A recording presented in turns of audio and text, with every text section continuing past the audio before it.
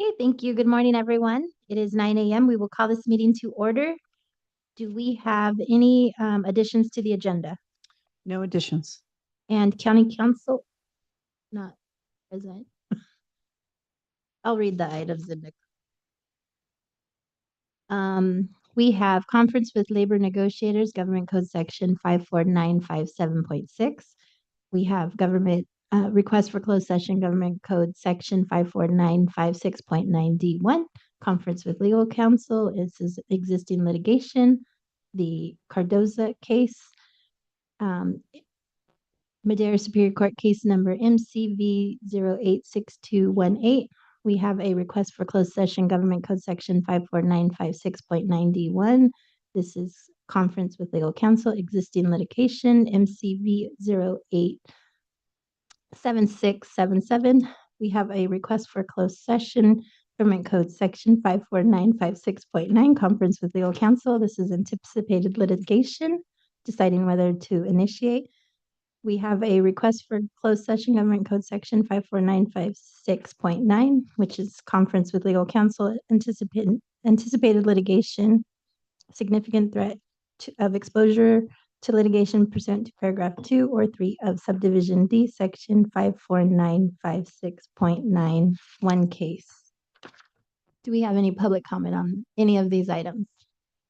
None online. We will recess into closed session.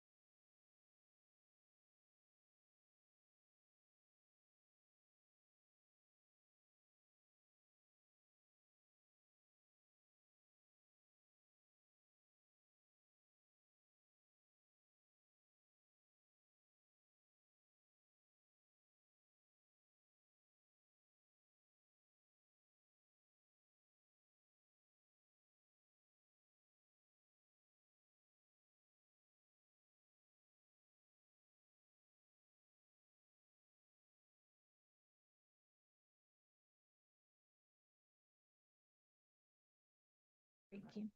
Okay, good morning, everyone.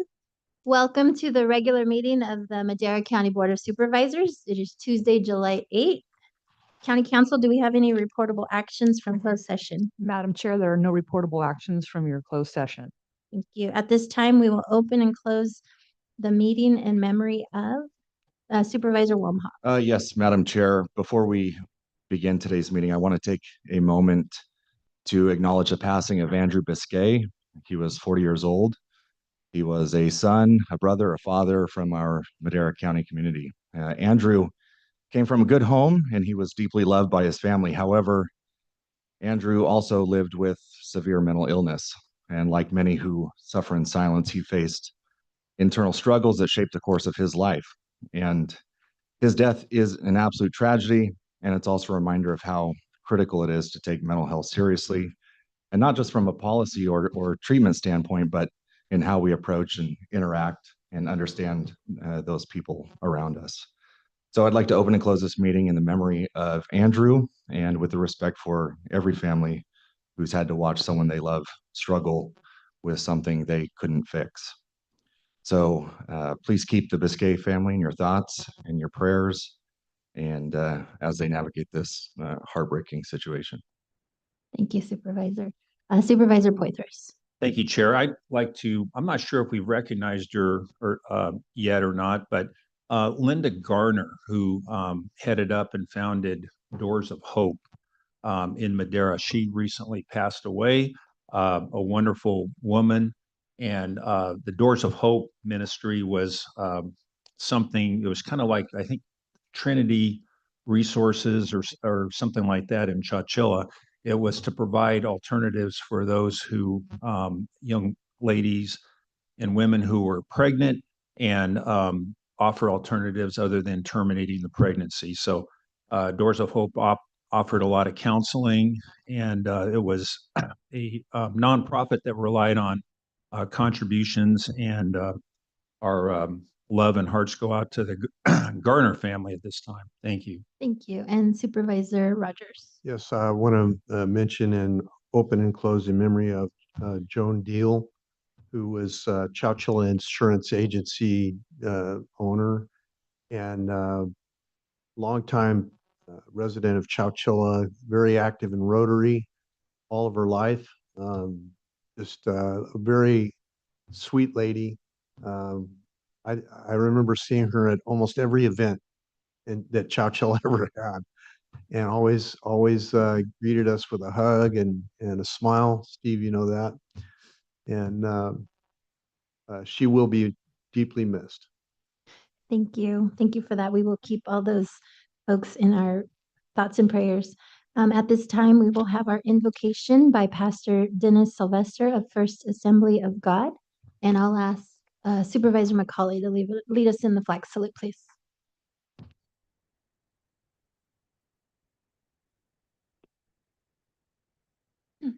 Thank you, Madam Chairman. Good morning, everyone. Would you join me in prayer? Father, we bow before you and recognize you as our God, and we are grateful to be a part of your creation. We want to say thank you for all that you've done for us, for all the provision that you have made for us, for the simple things in life that perhaps we from day to day take for granted, but you're the giver of all good gifts. We thank you. And we want to stop and ask of you that you would continue your favor and blessing on our county and our community. And we pray your guidance, direction, blessing with all good cordiality in the business meeting that is to follow.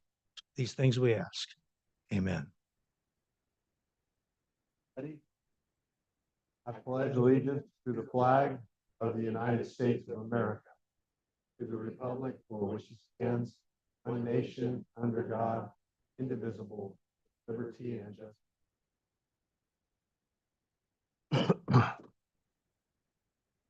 Thank you for that.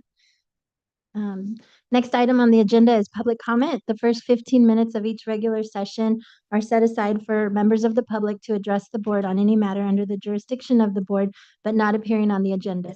The board will not take action on any items presented under public comment. Speakers are limited to 3 minutes. Anyone addressing the board is asked to print their name clearly on the speaker sheet at the podium and state their name and county of residence for the record. Sheriff. Morning, Chairman, members of the board. I'm Sheriff Tyson Pogue. I just want to take a moment to recognize some of the outstanding work that your sheriff's office did over the 4th of July holiday, particularly given how extremely busy we were with 4th of July falling on that Friday. So from July 4th to July 6th, our dispatch center received 379 911 emergency calls, 893 non-emergency calls for a total of 1,270 incoming calls in just that 3-day period. Those were all calls for service. As you know, the business office was closed. Those were all people requesting a deputy for whatever level of service they needed. That level is especially demanding considering how small our communication center is, but super proud to report that our dispatchers were amazing. They were cool, calm, collected, and extremely efficient. On the law enforcement side, our deputies responded to 504 calls for service, including 40 fire-related calls or reports of fires.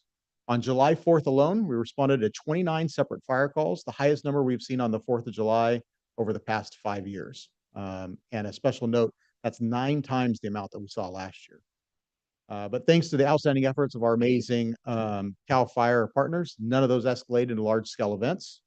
We also coordinated a technical rescue out of Angel Falls that required a helicopter hoist operation. And then I want to mention our boating unit. They maintained an extremely strong presence on Bass Lake for the 4th. They logged 68 patrol hours across 5 vessels. They made 284 vessel stops, assisted 59 boaters, responded to 8 medical aids, mitigated 69 hazards, and contacted over 1,450 individuals in that single day. Most notably, though, we had 0 deaths, 0 serious boating accidents, no reported injuries. We did have 1 boat sink, but thankfully no one was injured that associated incident. I also want to highlight we did not make a single boating under the influence arrest, and even the passengers that we contacted were overwhelmingly sober. That was just noted by our teams, but also by the stakeholders around the lake.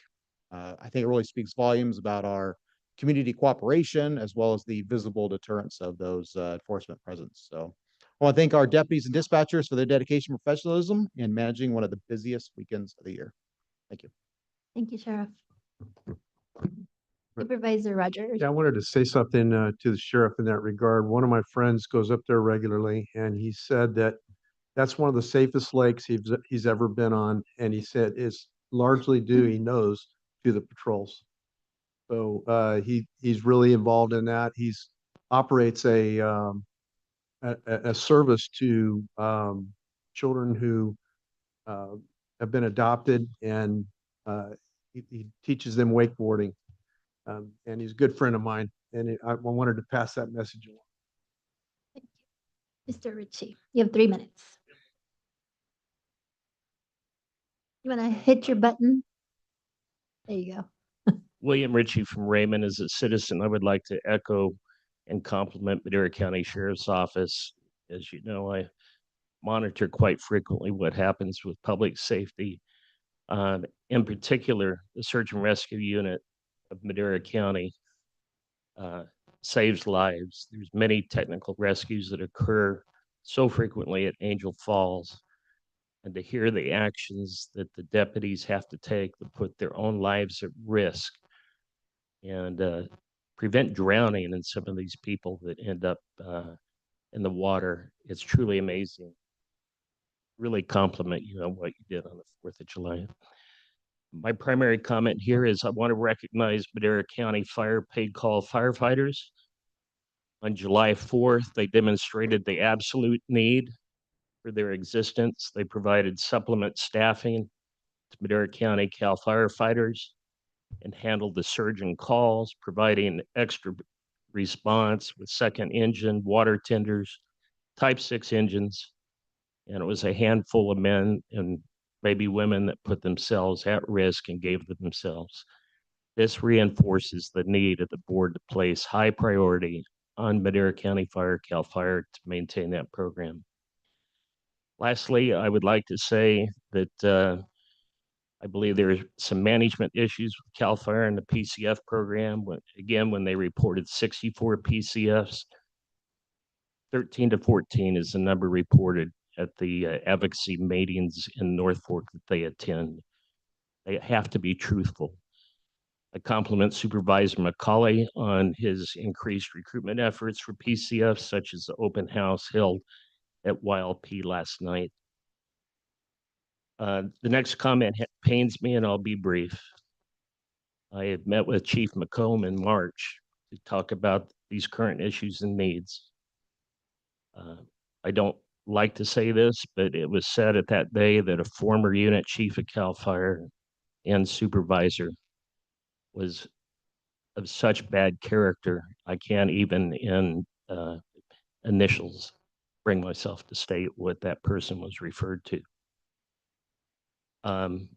Since that day that I talked with Chief McComb, the comments that I made have been referred to me as being a liar and non-truthful. There have been attacks that have been reported to me by people in the communities that have referred to my personal character and personal life. I expect better than this, and it is a poor reflection on the Madera County Division Chief. I hope the new Division Chief has more accessibility and professional conduct. I will not be dissuaded or discouraged in my efforts to promote public safety. Thank you for very your, much. thank you for your comments, Mr. Ritchie. Appreciate it. Anyone else? Do we have anyone online? I will close public comment. The next item is the consent calendar. Any supervisors wishing to pull or discuss? Actually, we have item 5F is being requested to be pulled by the department. Not seeing anyone. Do we have any public comment on the consent calendar? I'll close public comment and bring it back for action. I'll move to approve the consent minus 5F as in Frank. I'll second. We have a first and a second. Roll call vote, please. Supervisor Wamhaugh, Yes. Supervisor Poitras. Yes. Supervisor Rogers. Yes. Supervisor McCauley. Yes. Chair Gonzalez. Yes. Vote passes 5-0. Thank you. Item 6A. Board of Supervisors Department, presentation of certificates to the Chowchilla Union High School Boys Track and Field Team for winning the 2025 Northwest Conference Championship and the CIF Central Section Division III Championship. And for this item, I will hand it over to Supervisor of Record, Supervisor Rogers. We were just talking this morning about our small area and how many great athletes have come from this area and done just unbelievable things. And it goes across the board. Madera County has so many attributable greatness that it's just startling. We had last week, we recognized Asterisk Tally for her golfing prowess. We've had the world champion robotics team here over and over again. They're successful. We've had valley championships after valley championships in football and soccer and various other sports. And now we have a great track and field team. And this is really a reflection of the hard work that these young men put in. They're competing against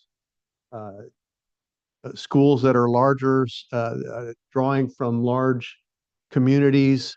And for a small town to do this is just startling. It's absolutely amazing. Let's throw out a couple of season highlights here. They won 13 out of 14 meets that they competed in this year. That's phenomenal. It just shows the domination there and the work that has gone into this. If you look at these young men, they are all muscle, and you know what? They're all brain Flex. too. I want to see some flexing here. You bet. I mean, I shook hands with them earlier, and I was like, wow, these boys have a good grip. I'm really proud of these men. And this team has broken an incredible 14 school records. 14. That's amazing. This team has been undefeated in league for 4 consecutive years and has won 4 consecutive league championships. That's another startling statistic. 6 athletes are moving on to compete at the college level. Congratulations. That's a big move, big deal.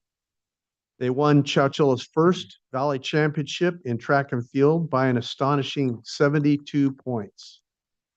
So that is a blowout in any sense of the word. I'd like to ask their coach to come on up and give us a few words and uh, bring these young men up. We're going to recognize them with some certificates. Yes, sir. This man here is one of my good friends too. I've known him for 30 plus years. So. Oh, good. Okay. Make sure the green light's on. Okay. Yeah. Good morning. Coach Steve Judd from Chowchilla. A big thank you to the Board of Supervisors for recognizing these boys and their amazing Valley Championship win in track and field. This is honestly the cherry on the top of a dream season. This is an amazing, exceptional group of boys, a coach's dream, really. I'd like to mention that all these accomplishments were achieved training on a dirt track. Our stadium's under construction currently, so really looking forward to that. It just makes all of our success that much more incredible. This championship was a result of 4 years of hard work. I'd like to thank my fellow coaches, Ed Stewart, Mike Parsons, and Julie Plamont for all of their dedication and hard work this season and every season. There's a lot of good things going on at Chowchilla High and the city of Chowchilla. This accomplishment goes to show that just because you live in a small town, it doesn't mean you can't have big dreams. So we're going to continue to work hard and dream big in Chowchilla. Thank you, guys. Great. Thank you, Steve. We're going to bring these guys up. Before we do, I'll throw you out a little bit of trivia. I still hold the 120 low hurdle record in my high school, and I'll tell you why I still hold it, because they changed it to meters. And my name's still up on the plaque. Before we Good. present the certificates, I'll ask for public comment. I understand Emily Tim is here from Yes. Assemblymember Thank you. Antipas. Yes. Well, on behalf of the California State Legislature and Assemblyman David Tongipa, I'm honored to be here and honor your athletic achievements.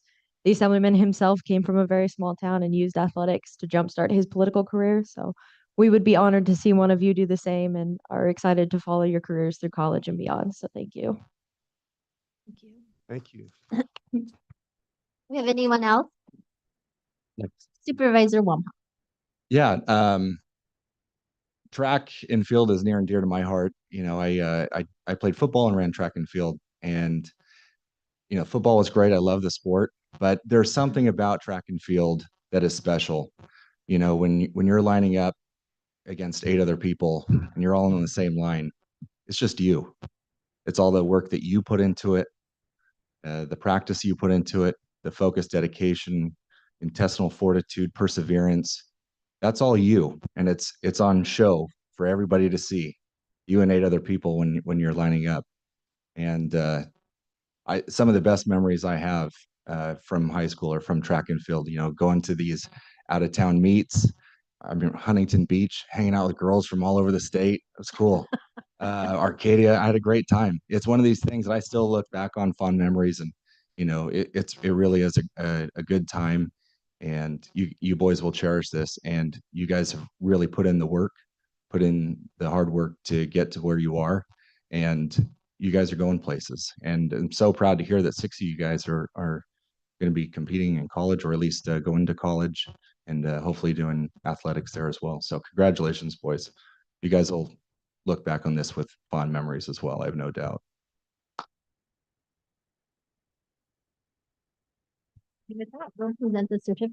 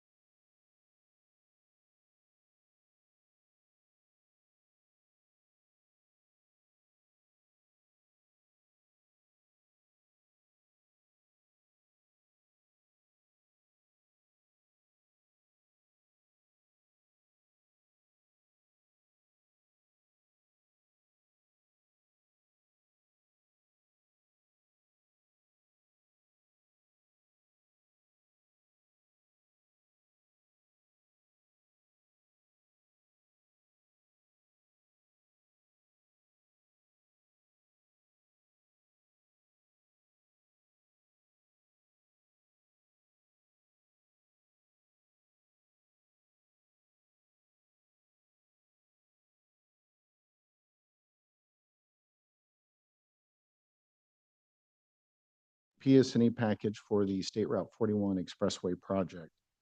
Project seeks to expand State Route 41 to a 4-lane facility from Avenue 10.5 to Avenue 15.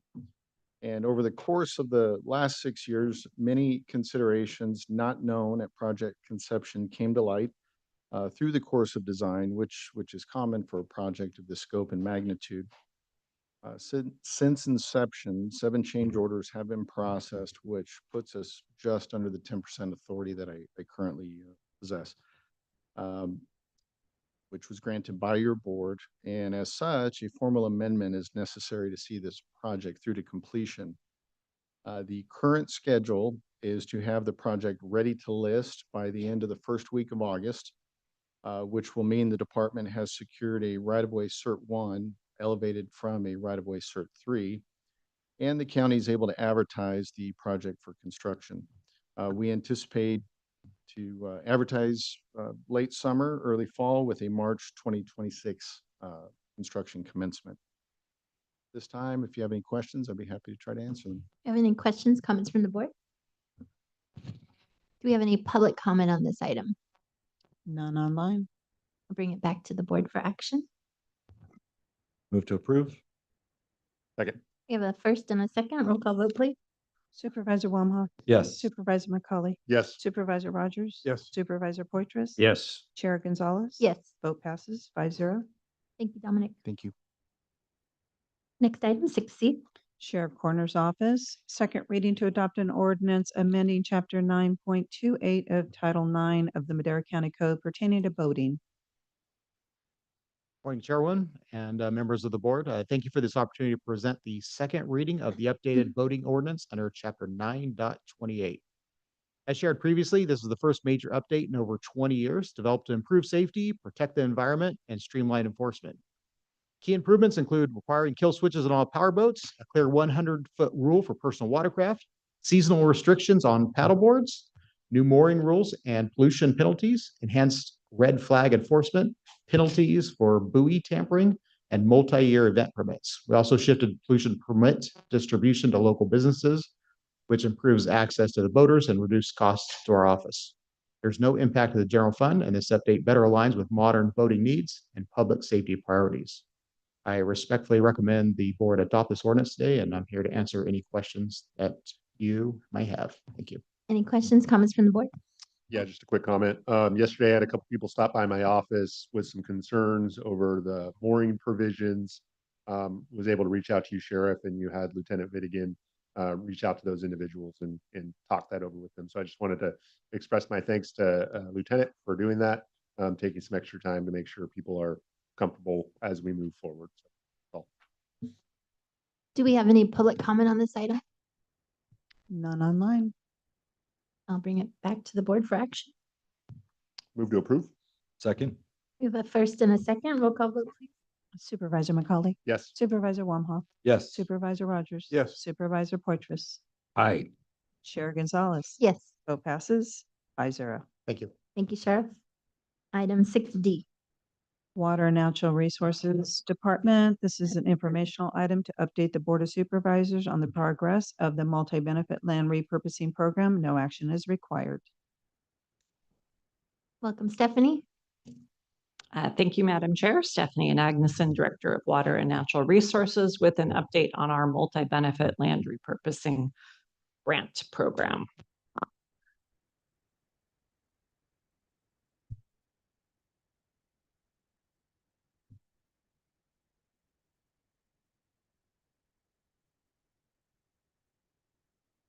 Just to note that in this capacity, we are speaking as a department head. This is a grant to Madera County, not to the GSA. So that's why it's on this morning's agenda. So our multi-benefit land repurposing program is to support willing landowners in transitioning irrigated agricultural lands to a new use that requires less water. The funding, which is from a grant, is from the Department of Conservation. Because of that, these are essentially their rules and values that this grant has. Although the grant is a pass-through where we will get the money once the growers do the work, and then we can reimburse them. Why it matters is this is a proactive approach that prevents negative impacts from unmanaged land, meaning fallowed, weedy, and dusty land. So the goals of the program are to support groundwater sustainability, provide benefits for the community, economic support as we transition from several crops to a more diverse agricultural base, environmental benefits, and regional collaboration. So as you can see here, we had a lot of success and interest in the program. We had 72 pre-applications, which were a fairly easy interest form to fill out. That resulted in 28 full applications with 6 projects selected. We did have some planning staff involved, but everybody else who was reviewing and scoring was from the outside, familiar with farming and the challenges involved with SGMA. So the funding is up to $6 million with a $1 million cap per project.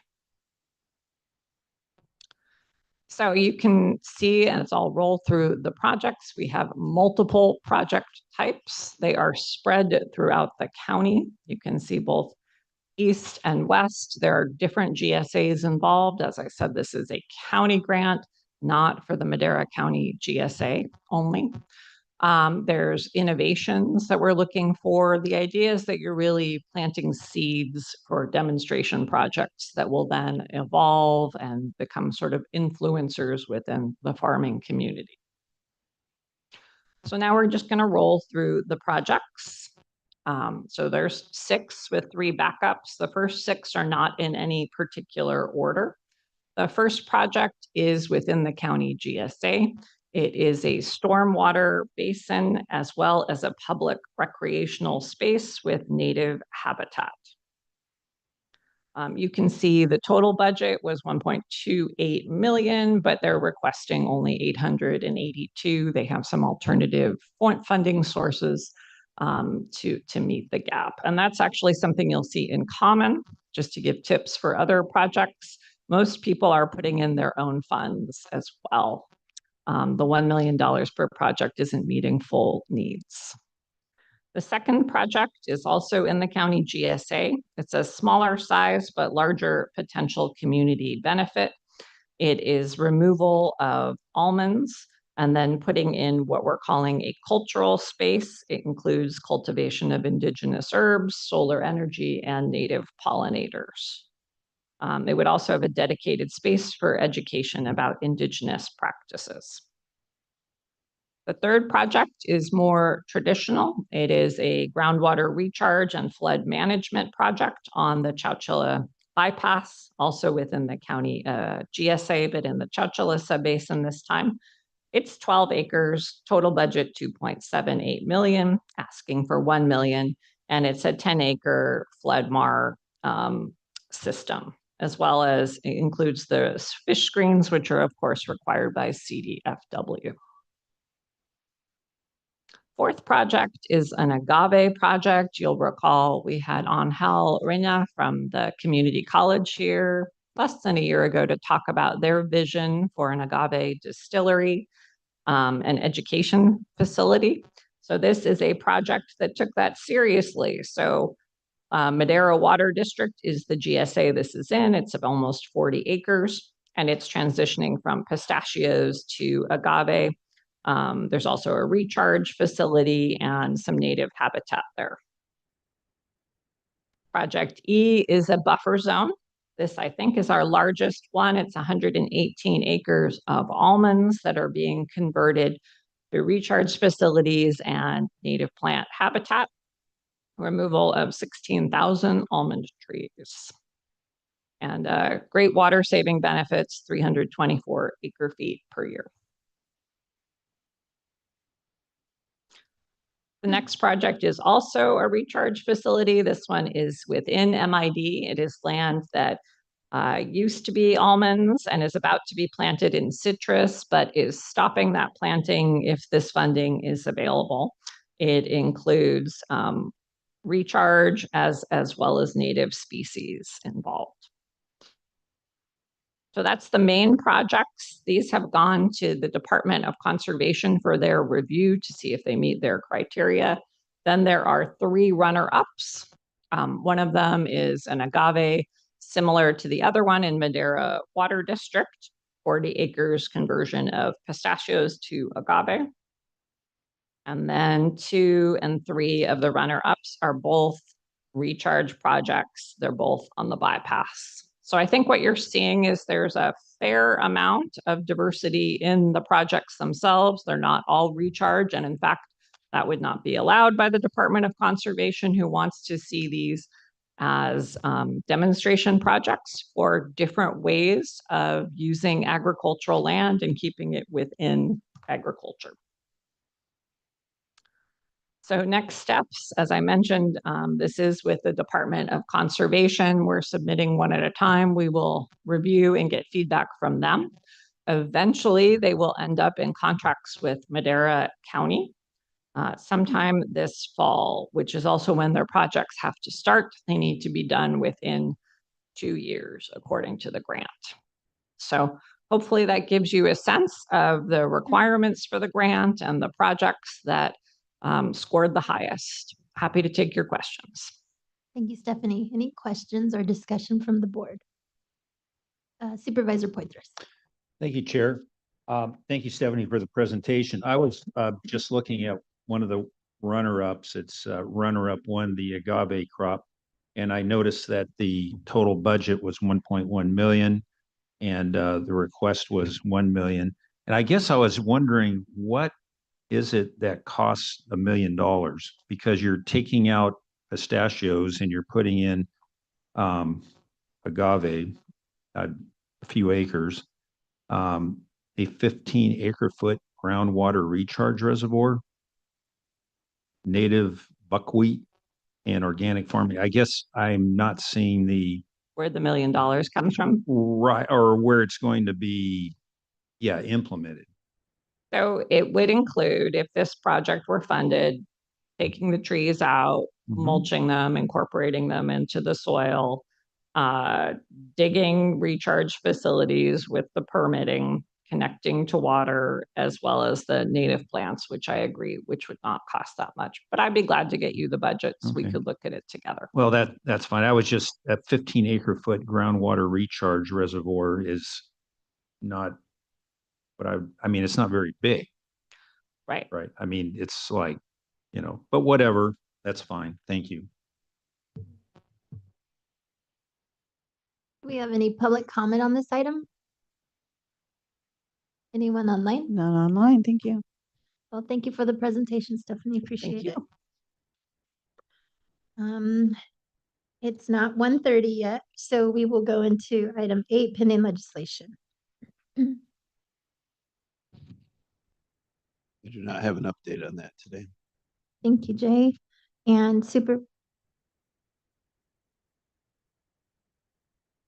that item.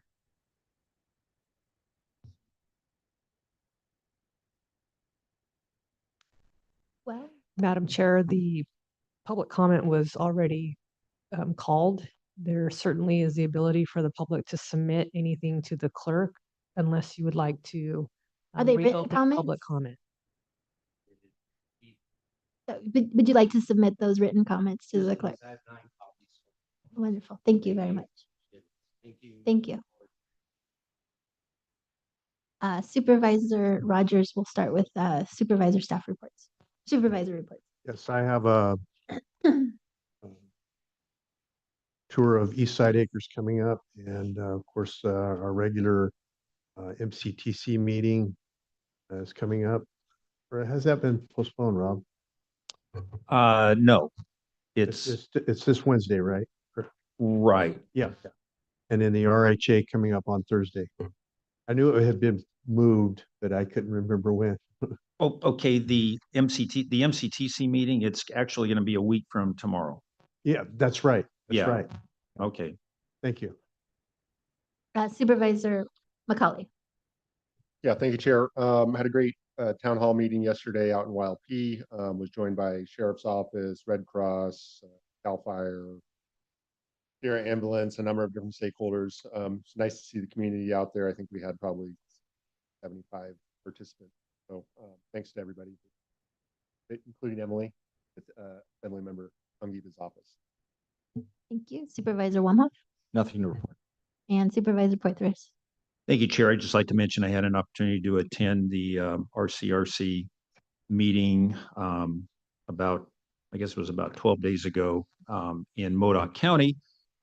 It's the extreme northeast corner of our state. It only takes about 7 hours to drive there, but very interesting, very great group. And they are, some of the issues are somewhat similar, but some of the issues that they face are very, very different. But it was great getting together and still talking about some of the joint projects we can work with. So thank you. Thank you. CAO Varney Nothing to report. Thank you. and County Council Madam Chair, no report. Thank you. and Madam Clerk. She's got nothing to report, I'm assuming. Okay, we will recess until 1:30 to take our GSA items. Thank you very much, everyone.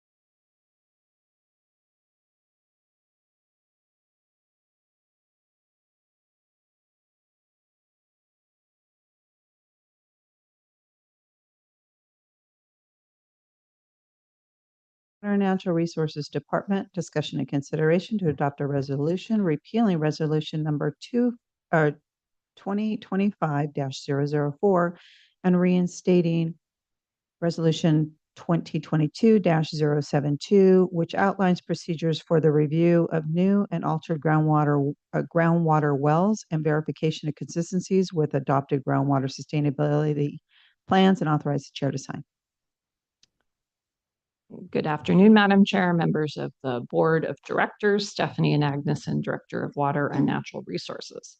The first item before you has a little bit of history. The history is basically that in the last drought in 2022, the governor issued an executive order that required us to verify that all new ag permits, well permits, were in keeping with the GSP.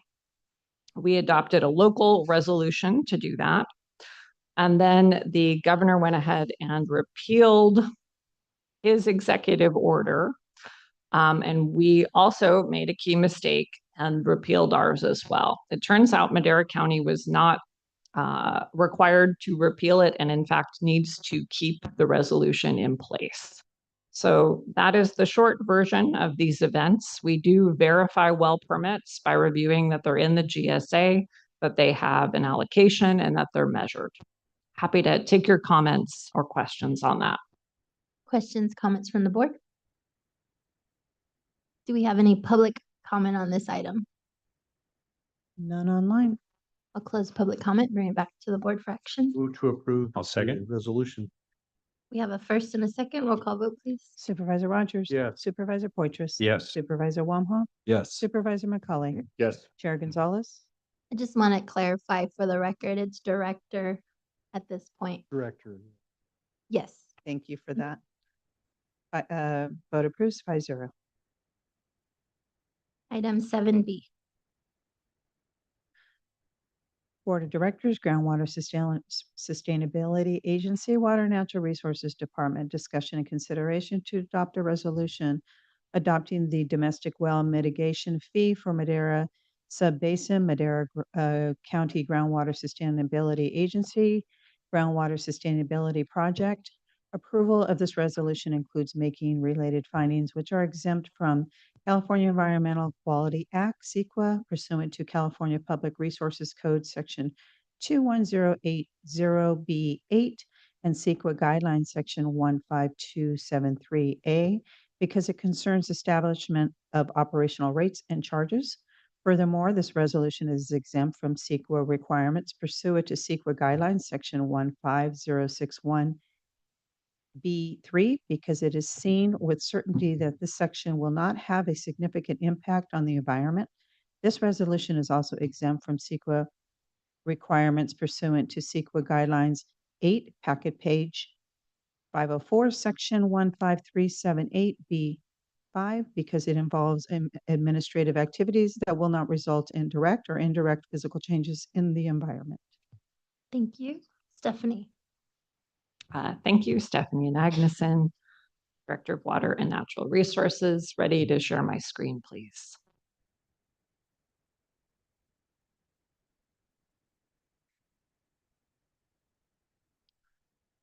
All right. Well, as you know, there was an injunction in place that made us unable to collect the fee for several years. This was a GSP fee, but the injunction was lifted and we now have the ability to collect the fee, including for multiple years. And what message we've put out there is really that we would like to have a series of public discussions about the fees, about what's reasonable. And this discussion is the third that we've had with something coming to you for action today. So I will summarize the information that has been put out to give you a sense of this. So we had a committee presentation on June 3rd, which showed a limited rate as a staff recommendation for domestic well mitigation only. It was $67 per acre in a farm unit for 3 years, and then $43 after. It had a number of assumptions in the rate. The first was that it was $35,000 per well, and that wasn't necessarily covering the entirety of the bill from the driller or all the well costs, but was based on some recent estimates.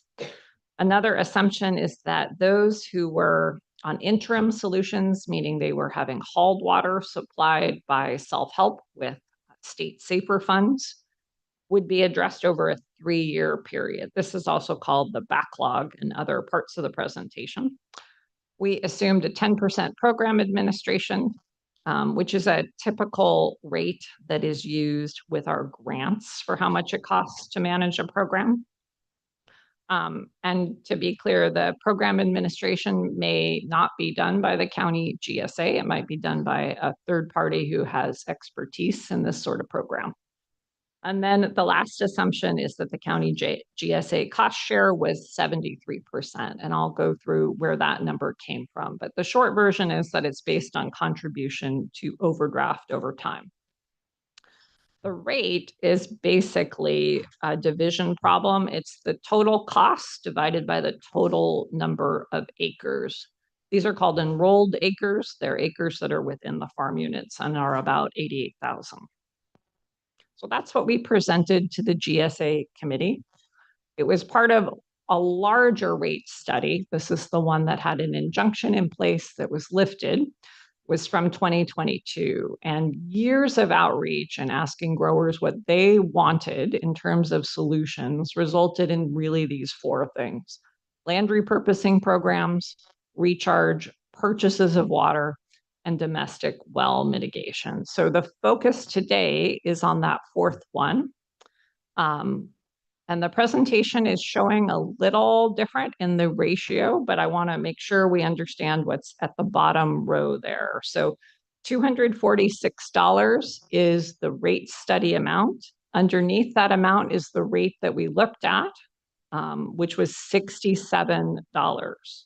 $67 per acre. That was averaged over the first 3 years.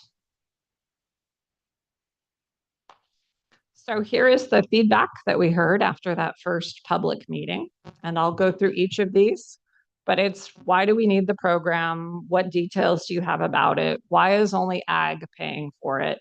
Why not residential sector? What about the 73%? Where did that come from? Can we use penalties to pay for this or at least offset part of the costs? Is there a way to exempt those who are using under the base sustainable yield? I'll go through this too. That's about 6 inches. What if the wells end up costing more than 35,000 or less? Is there a way to create some sort of ceiling on the revenue? So those are what we heard at that GSA committee meeting. And I'm now going to go through each of them. So the first piece is why a domestic well mitigation program? So this was something agreed to and talked about in 2018 and 2019. It is in the original GSP, the joint GSP. And the notion here is that domestic well mitigation allows you a relatively cost-effective way to continue using transitional water. The transitional water is allocated through 2040. And currently, there are state grant funds that go to self-help enterprises that fund domestic well mitigation. Those are going away, and we've been told directly that. It's important to note that domestic well mitigation is not a program that adds water to the subbasin. It is, as one of our commenters said, a Band-Aid on a program. It is not taking land out of production and sharing the water that it's not using. It's not doing recharge. It's not purchasing water, but it is treating a real problem, which is to say, overdraft creates domestic wells that go dry over time. Absent other projects or changes to the allocation structure, we end at 13 inches in 2040. That's the Madera subbasin number. And currently, every other GSA has a revenue stream for their share of the program. Stephanie, can we pause there? It appears that the bottom line of the presentation is not displayed. That is what I see too. So I've been trying to read it. Okay. Can we format it? I think it's important enough to display it for the public. So, Madam Chair, also, if there's anybody that wants a hard copy, I believe they're here at the clerk of the board's office as well for those that are in attendance. And I'm not sure if our tech heard whether there's a way to help. Yeah, and I was the going visuals. through as I was talking and noting what was missing out loud. So I can just go back to the beginning briefly. So on this slide, the denominator, a term that causes shivers in most fourth graders, is missing. That's the rate is equal to the cost over the enrolled acreage. You'll see this fraction throughout. And then this did have a lower row, and this was showing the $67 per enrolled acre. There's no thing at the bottom here. This has one line of text that says without a fee, the county GSAs would not have adequate funds, which I think I said out loud too.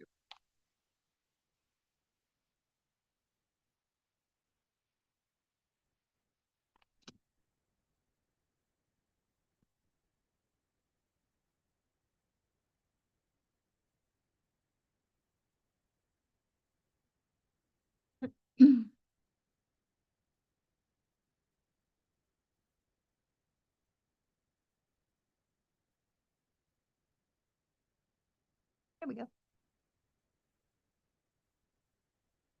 That does look like you can see everything if Yeah. we look at this view. Do you see everything? Yes. Okay, Yes. let me that's test it. important.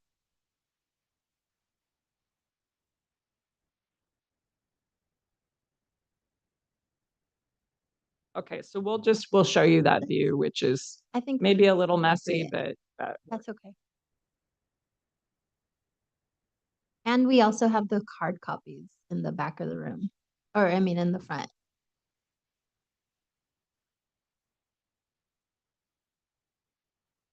That's good enough.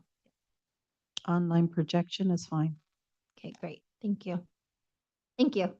not a problem. Sorry about that. Okay, so now we're going to go back to addressing questions that came up in the June 3rd meeting. So the question was, what details are available about the program? We did receive a planning grant, an SB 552 grant that funds facilitation and development of the rules, including public meetings to come in the next couple of months to review full rules. The GSAs themselves have met multiple times and talked through kind of basic process steps, and I'll go through that in a minute. There's also more or less agreement on funding. And I say this because there may be some way to have people fund using different methodologies. We have the cost of proportional share of overdraft as a methodology. There may be a need for some of these GSAs to fund only what's geographically in their boundaries. Really, what the state is requiring is what I would call coverage. So any well that goes dry within the Madera subbasin would have a source of funding. Basic steps for the process would include an application with some sort of deposit that you could get back if it turned out your well was eligible for funding. This ensures that people have some skin in the game. There would be, at first, a desktop review just to see if the well was qualified in terms of basic criteria. Is the well, for example, in the Madera subbasin, and is it a domestic well? And a search for the well completion report. Then there would be some sort of in-person inspection to ascertain why the well went dry. So we're proposing coverage for wells that go dry due to dropping water levels, but not necessarily things like a clogged screen or a pump that goes bad. So there are certainly things that would not qualify. The program funds the well and the casing only, not the pump. and we don't have funds for an interim solution. And the program can be used only once, so it's recorded on the property. And those steps are similar to what other agencies have developed.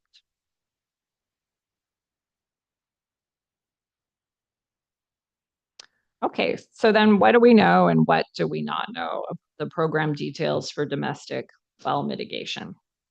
We have groundwater studies in the Madera Subbasin in Madera County going back more than 10 years. We have a lot of documentation on dropping groundwater levels that goes back to what are called AB 3030 plans. These were voluntary plans for groundwater restrictions. Like many things, voluntary plans often don't work. That's why Sigma came into place. We have the groundwater, the basin itself, the supply and programs described in the joint GSP. There is agreement with the Madera Subbasin GSAs to have a program. There's a draft rules that are underway. We have a lot of recent costs and analysis. We have a figure for management, not necessarily by the county GSA, but by someone of 10%, the same percent we use in grants. And then we have the process of developing the rules and having public meetings around them funded by a grant, the SB 552. So then what is in process? Well, the backlog, or what are the interim solutions? How do you resolve them? We currently show over 3 years. Final rules for the program. Who is the program administrator? As I said, we've evaluated some options. And then the funding stream for the county GSA. As I said before, all of the other GSAs have rates in place, either a rate per acre foot for surface water or a rate per acre.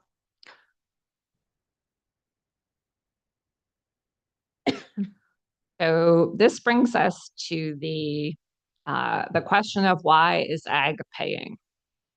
So I think there are some misconceptions here about how much water agriculture uses versus residential homes. So I'll point out that this is a pie chart. It's based on the last annual report in the Madera Subbasin. It's showing agricultural water use at 93%, much, much, much smaller percent for urban, and a little bit for managed recharges, which is, of course, water going into basins and on-farm recharge. So despite housing being very visible, it is an actual small percent of water use and is highly regulated.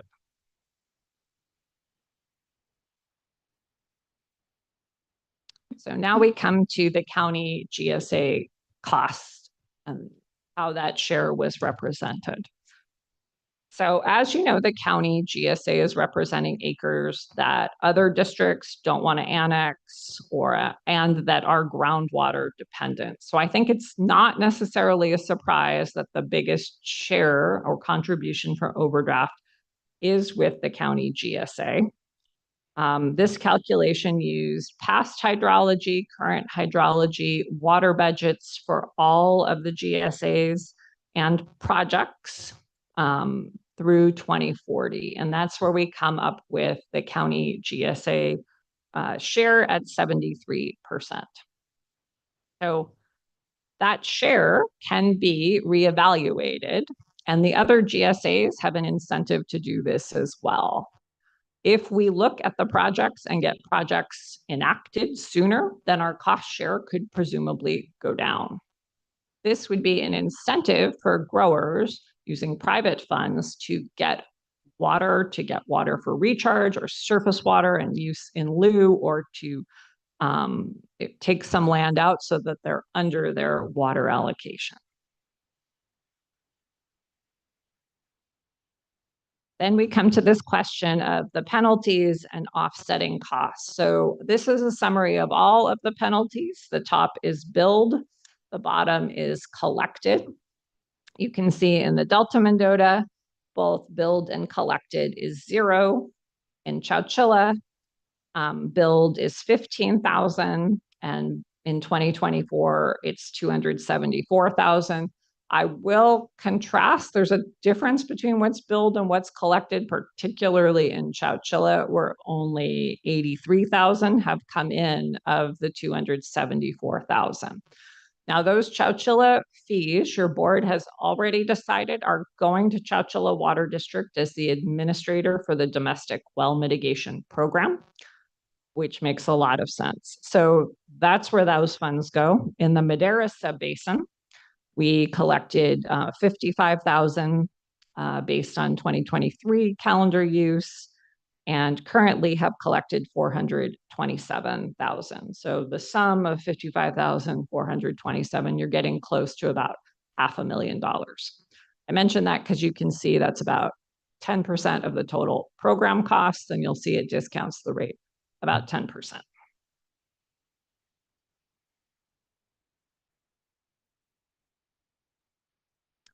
So now let's look at what happens to the rate with and without the penalties.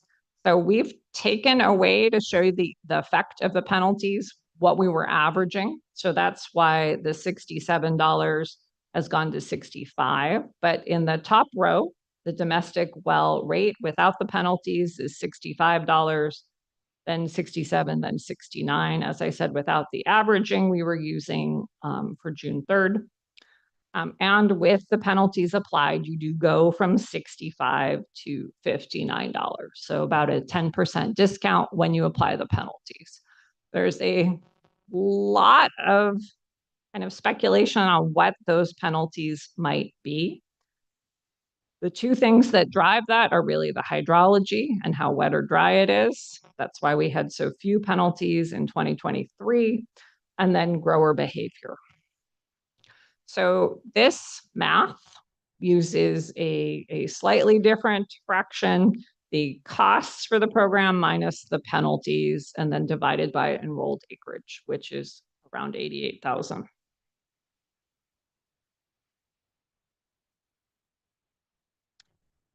On the June 3rd meeting, we had a fair amount of folks who were saying, well, I've always used kind of base sustainable yield. I shouldn't have to pay a fee. And so we've developed an opt-out provision. This does need to be shared at least one more time with the committee meeting, and it's not in the final resolution ahead of you today, mainly so that it could get a little bit more public input. But the basic idea is this: if you have been over a 10-year period under the base sustainable yield of 6 inches, well, then you're not contributing to overdraft and you're getting out of the fee. What we would need to consider is we'd have to monitor your water use, and then you would not receive transition water moving ahead. And you would have some form of a penalty if you were over that base sustainable yield. But if you're really under 6 inches, this gives you a path forward.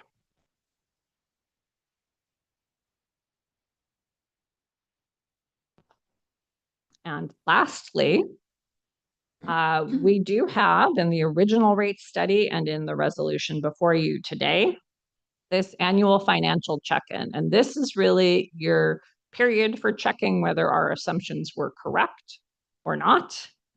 Did we over or under collect with the estimates? How many wells really went dry? How many were we able to fund? And how much are wells costing? So this annual financial checkup would give you the ability to implement a lower rate.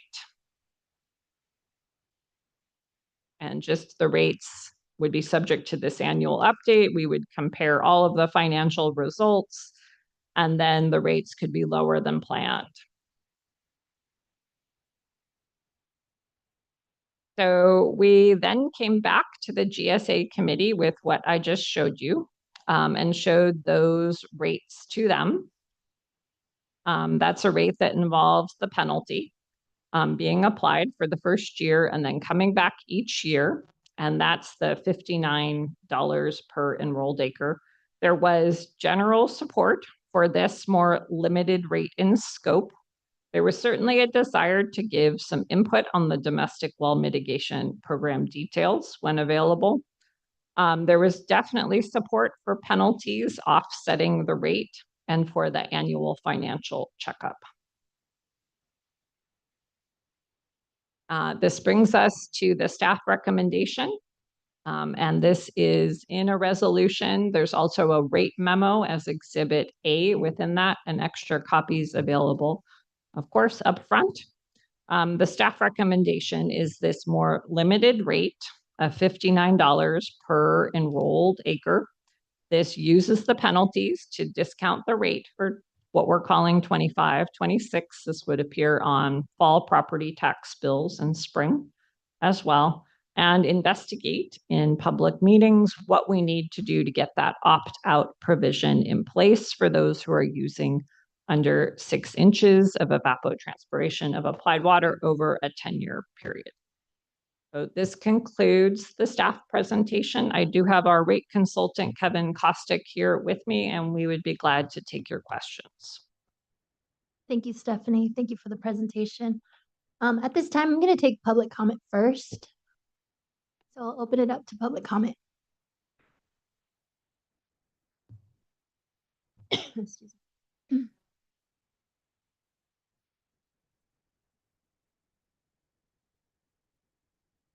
Yeah, 3 minutes.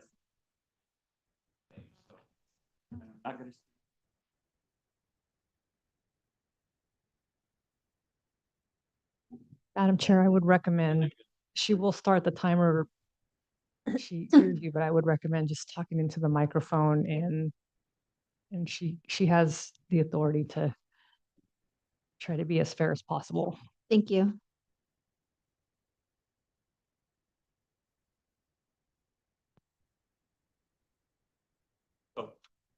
Mark Peters, Madera Subbasin. I'm going to talk fast. I apologize for that. It's my presentation on the first page. The second page are spreadsheet backups, which staff does have. And so, but I'm not going to go into it. I just want you to know there's data.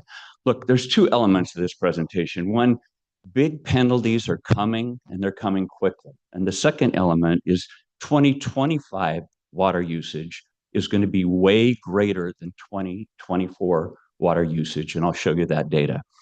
As Stephanie said, in the last year, there were $541,000 in penalties. That was at a rate of $200 an acre. It represents 1.3% of the water in the subbasin. If that 2,700 acre feet were to continue going forward, by definition, it would move up to $500 per acre foot, and it would represent the same amount of water, but it'd be $15 per acre. But we're at the point where water allocations, which have been going down at a very slow rate, 0.3 inches per year, are going to start declining precipitously at 1 inch per year. That number has not been presented to you yet, but that's the number that will get us to the 2040 number. So nobody knows it's coming, but it's coming. And this is now to show how big it can get, if growers cannot reduce their usage below 2024 levels, and the rate goes down by 1 inch per year, the math will show, and it's on the second spreadsheet, but it's not for today, that by 2026, we're going to be collecting $5 million a year in penalties. And by 2030, 4 years after that, $21 million in penalties. And so I say to you, the growers are going to continue to reduce, but I believe they'll never reduce by 1 inch per year. And the penalties are going to be horrendous, big. The county's going to be collecting the dollars, and we should really be having discussions about what are we going to do with these big dollars. To move on, my second point, 2025 water usage will be much greater than 24. In 24, we had great spring rainfalls. And what that does, if you're an irrigator, is you don't start your pumps, or from hydrostat standpoint, you subtract out the precipitation away from ET to get your ETAW. So 2025 is going to be, there was 3.5 more inches of spring rain in 24 than 25. 25 doesn't get that benefit. It starts off with a penalty. Now, for some personal experience, Lascoite, our family, has, and I look at this all the time, June 30th, we are 4.6 inches ahead in ETAW versus last year. And our flow meters show the same thing, by the way. We are way, way ahead. And so I ask, please, before you vote, go ask county to look at other growers. I think to probably do the sub-basin wide is a big thing, but to do the top 10 growers and maybe get 30% of the county, and maybe get 30% of the county, you would see, in my opinion, and by the way, this can be done in an hour. I could do it if somebody would just put the data in front of me. You will see greater water usage year to date than you would ever expect, which means 2025 water usage is going to be great. And oh, by the way, you collect those dollars next spring, and you collect these, the tax you're going to vote on in December and in April. So the timing is almost identical. So please be careful with that. I'll leave it at that. So I guess I'll just go to the conclusion because I don't want to run on. You're voting on something that's ultimately is going to have big penalties to growers, and you won't need nearly the tax dollars you're thinking of. Please consider that as part of your vote. Please get more information. And frankly, if you vote yes, and this is so important, you're voting for a tax on growers now, but then we're going to be penalized later when we didn't need to be penalized. It's really a double hit to growers. Thanks for listening. Sorry I went over. Thank you. Next.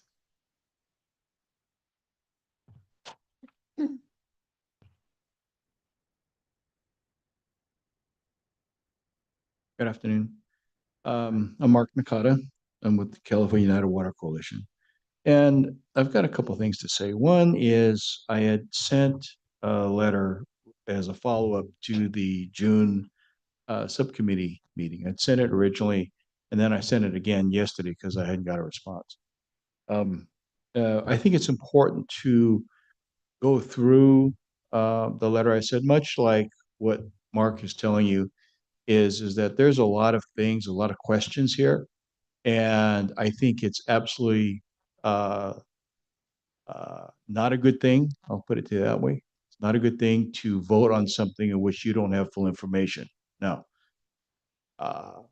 unfortunately, instead of this information being put together by people within the employment of Madera County, a lot of these things, a lot of these issues are being dealt with by outside consultants who are charged with answering certain questions. Unfortunately, they don't make the decisions. You guys do. And I think that before we get too far into this, I think there's a lot of questions that were contained in my letter, some of which Mark is talking to you guys about. And all of those things are valid. And I really believe it's important to look at all the information before you make a decision. I'm not sure why this thing needs to be pushed so hard, but I know that for instance, at the June subcommittee meeting, it was stated that, oh, well, we're going to take your information and get back to you. Well, there was no getting back to us.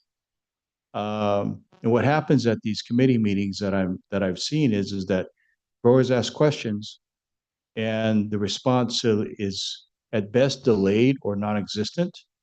I know Stephanie gave a presentation today containing some information, but I think that there's a lot more that needs to be looked at. As an example, she talks about enrolled acres, right? Well, the numbers that's important is irrigated acres. And when you look at irrigated acres, of course, those numbers change. The portion, the 73 number goes down, and the district numbers go up. And I wonder why. And that was one of my questions in the letter, which never got answered. And then I talked to Matt this morning about some other issues that I brought up in my letter, he's offered to meet with me. I appreciate that. And I will certainly meet with him, and I appreciate him taking the time. But ultimately, what it comes down to is that these decisions going forward are going to be huge for our community. And there certainly is a difference between the direction this board has been going versus what the growers think. And I think it's important that the information gets shared both ways. Because quite frankly, I don't think there's enough understanding going back and forth. And that's been a problem. It continues to be a problem. And it will certainly affect the elections next year, without a doubt. And so I think it's important that, maybe we pause a little bit. Let's take a look at this thing. Let's get some information going back and forth so that some of these questions get answered and that there's a better continuity going forward than there's been. Because where we are today is we're not in a good place and we need to get in a better place. And I do agree with Mark that the penalty numbers are going to go way up. I don't have any doubt about that. And I think that the other thing is that I wanted to know, and maybe this can be answered too, which was again in the letter, is Stephanie mentioned some wells that had gotten mitigated. Well, what's the definition of a mitigated well? What is that? Nobody's ever provided an answer. What is a mitigated well? And the last thing is that if you start drilling new wells in any given area where there's not much water, everybody else around that person, their well is going to go dry. You're going to drill all those wells, and where does this merry-go-round stop? Where? I'm not going to answer to that either. Ultimately, the answer is we have to add more water. I mean, I understand the thing about reducing water. I get it. I think that's true. But at the same time, you got to add water. And we got to get to where we have real wrap up solutions. your comment. I'm sorry? If you can wrap your comments up, Yeah. appreciate it. Anyways, thank you very much. Thank you. Appreciate it. Thank you. Next.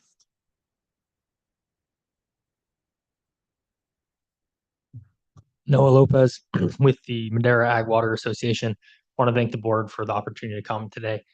MAWA supports the development of a domestic well mitigation program. We recognize the importance both here locally to implementation of our GSP, but also to the continued approval of our GSP with the Department of Water Resources and ultimately with the state board. And so recognizing the importance of a domestic well mitigation program, we recognize the importance of a funding source for that program and the need to move forward with some sort of plan to fund it. With that in mind, my comments are just going to be focused on the resolution before you today. So I wanted to first say that we're just supportive of the language requiring an annual financial review of the fee.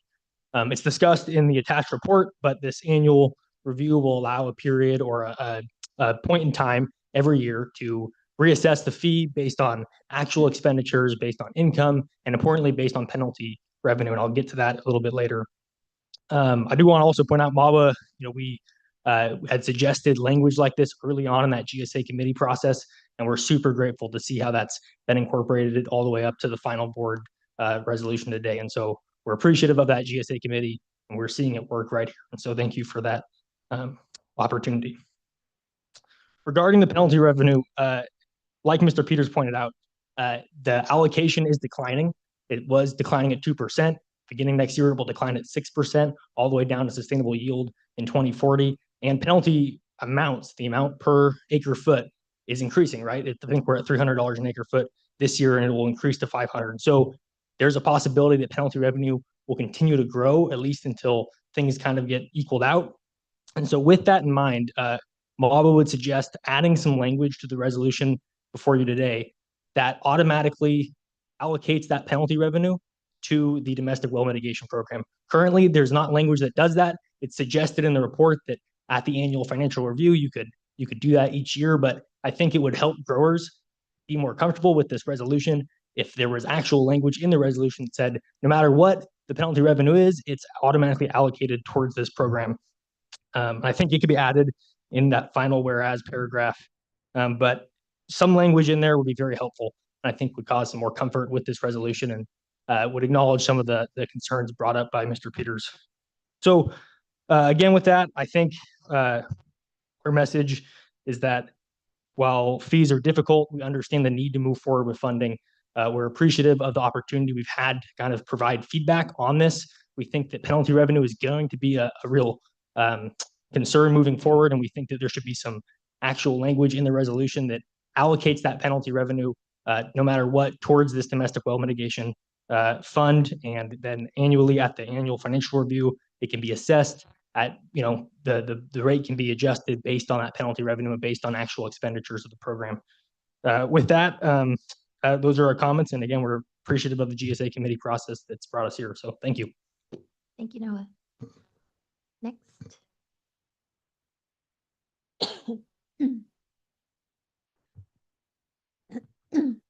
Hi there. Excuse me. Hi there. Good afternoon. I submitted my written comments to the clerk and to each of you yesterday, but just briefly, I wanted to take the opportunity to verbalize them for you as well. There are two, and then I have actually a comment regarding the staff presentation at the end.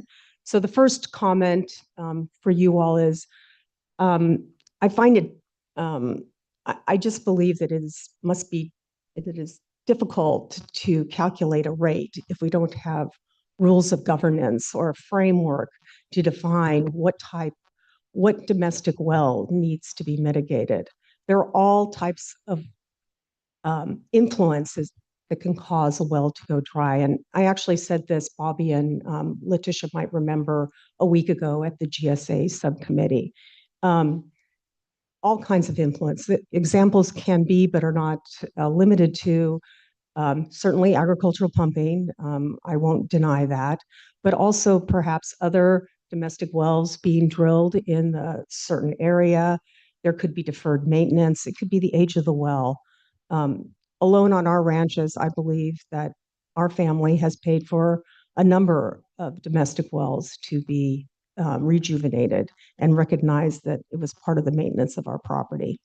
So I would encourage you to request that the framework and the essentially rules of engagement as to what we are about to commence to do with the people of Madera County. Number two is the amount, and I understand there's a rate study and how much is devoted to the domestic well mitigation, which harkens back to my first comment, but we're talking about a substantial amount of money here. I used 82,000 acres. I looked back at the GSB that was published in 2020, and 82,000 was the irrigated acres, but that gave rise to $5.5 million that's going to be used for this program in the first year. $5.5 million. Just using the 35,000, which is what's been utilized, whether or not I agree with that is another discussion, but that is around 146 wells to be redrilled and repaired and fixed in 2026.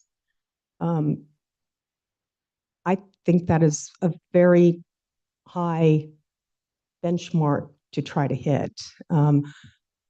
From personal experience, I know that, determining where you are going to position a new well, the permitting process, all of the other information that's needed to get that takes quite a bit of time.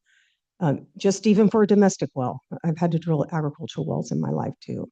So that is my second comment.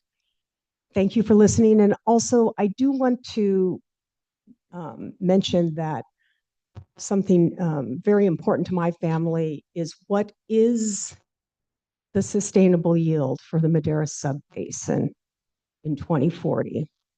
If you asked some of us, we would say, yes, it's 6 inches. If you ask others, it is 13.7 inches. And today in the staff recommendation, I think both numbers were used. If I was paying close enough attention, if I wasn't, I apologize. But I encourage you to think about what's being used as the sustainable yield for our Madera Subbasin. So thanks a lot for listening, and please be thoughtful in your voting today. Thank you. Do we have anyone else? Come on up. And then we'll take the online comments here after this next comment.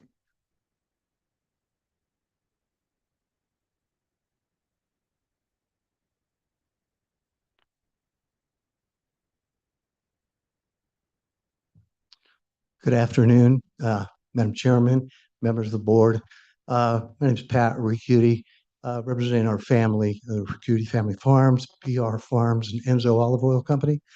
And we're diversified farming operations here in Madera, have been for over 50, 60 years. And we really love this community and find it a privilege to be able to farm and enjoy the riches of this county. I'd like to just pass on our support for you making the right decision for what's going to be best for the people of this county and what sustains this county, and that's agriculture. I don't care how you cut it, how you slice it, agriculture is your main industry in this county. And if you start to whittle away at it, chopping away at it, cutting it, and taking away its lifeblood, which is the water, which another had spoken to, is that we need to find new sources of water, bring in other sources of water that we could blend and accommodate and recharge our basins. That is the positive way of going about this. Charging the farmers and driving them out of business and really getting it to a point where they can't afford to farm any longer is not the way to do it. I support all the comments that were made previously in the opposition, or at least the observance of all the aspects of how this will affect farming here, not only now, but in the future. And I would recommend that you either vote this particular measure down or refer to committee or postpone it indefinitely to another time, to where more research can be given to evaluating the real effects to the community, the people of this county. I really appreciate all of your time and effort in this, and I know it's a very, very important issue for you to make. Please take consideration of how this will really affect the people of the county of Madera. Thank you. Thank you. Do we have anyone else in the chambers? I will take it to online. I believe we have Devin Avils.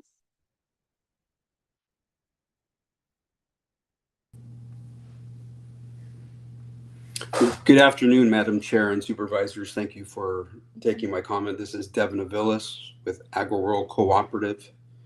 I just was calling in to say that the company I help manage and the acres that we oversee support the domestic well mitigation program and realize how important this is to our subbasin.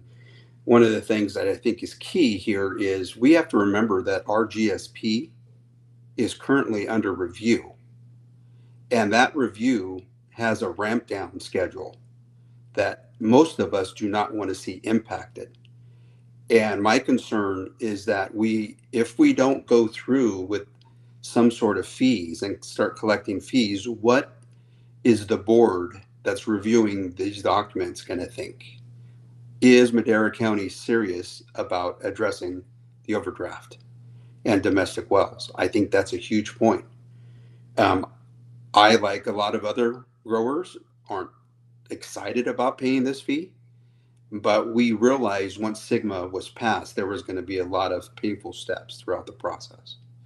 So I just wanted to, I agree with everything Mr. Peter says as far as the overuse or the over pumping for people and penalties. That number is going to go up, but I also think we should be very careful about how we present that, because again, our GSP is in review, and the goal is to be trying to get to sustainability without causing undesirable impacts to others. So those were my comments. I just want to thank you for taking the time, and look forward to hearing what your response is. Thank you. Thank you, Devin. I We have appreciate the comment. Who was that again? Devin. Devin, thank you. We have anyone else online? The clerk of the board's office would like to mention, in addition to Michelle Lascoiti's letter and Mark Nakata's letter, our office did receive a letter from Craig Roberts, and it will go on the record. Thank you. Anyone else online? Okay, I will close public comment and bring it back to the board for discussion. Supervisor Rogers. A couple of questions for staff. One, I didn't hear the word subsidence mentioned in the issue of well mitigation. Is that not a criteria for well mitigation replacement? Sure. Cracked casing. We have replaced that sort of well in the Chowchilla subbasin. Right. That is due to groundwater overdraft, right? I just wanted to clarify that because a lot of well circumstances, we had an ag well 2 years ago, due to compression, due to subsidence, the well buckled, caused sand to intrude and then destroyed the bowls, had replaced the bowls and luckily we were able to sleeve the casing, which saved that well. Still cost $40,000 to do that. That was my family. So it's an expensive operation to take care of. And domestic wells could be even worse because they're smaller. You're unable to sleeve those. I believe that's impossible to sleeve them. It could mean a complete well replacement. So that's a definite consideration. I'm just going to make a couple of observations. Then I've got one question for staff that I think is really important. One is that definitely the penalty for overdraft should go to well mitigation. Anything that offsets the overdraft is the cause. The overdraft penalties should be the cure. That should help that. That's where they should go, period. That's my firm belief. And I think the board will probably agree with that. Another observation is that the standards for well replacement have already been pretty much they have been in function in Chowchilla Basin, and they've been utilized quite effectively. And in that process, I just want to let the public know that not every well has qualified for replacement under their request. So there's some strict qualifications for those wells to be replaced. And it's been adhered to quite successfully, I might add. I think it's been very successful. And I believe that what has been developed has been based a lot upon that, and that, not that we've been blind to what needs to happen or could happen. And so the development of these, even though we don't have standards in place as yet, we haven't had a fee in place. We don't have a program in place until now. We're developing that. So those standards that have been used were utilized to get us down the line to this point.